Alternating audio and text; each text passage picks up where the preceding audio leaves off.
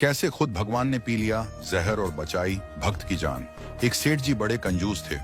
एक दिन उन्होंने दुकान पर बेटे को बैठा दिया और बोले कि बिना पैसे लिए किसी को कुछ मत देना, मैं अभी आया। लेकिन तभी एक संत आए जो अलग अलग जगह से एक समय की भोजन सामग्री लेते थे।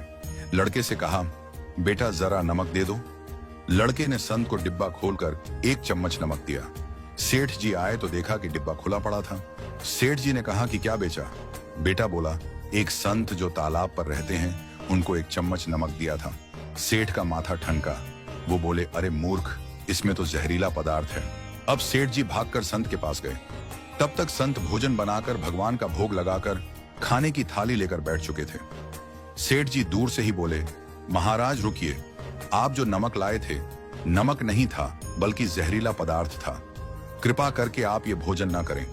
संत जी बोले, भाई हम तो प्रसाद लेंगे ही, क्योंकि भोग लगा दिया है। भोग लगाकर भोजन छोड़ नहीं सकते। अगर भोग नहीं लगता तो भोजन बेशक छोड़ देते। ये कहकर संत ने भोजन को प्रसाद समझकर खाना शुरू कर दिया। यह देखकर सेठ जी के होश उड़ गए। वो रात भर वहीं बैठे रहे।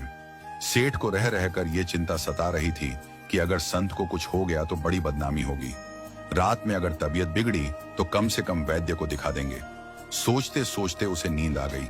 सुबह रोज की तरह संत जल्दी उठ गए और नदी में स्नान करने लगे। सेठ जी ने कहा, महाराज तबीयत तो ठीक है? संत बोले, भगवान की कृपा है। इसके बाद वे पूजा के लिए मंदिर चले गए।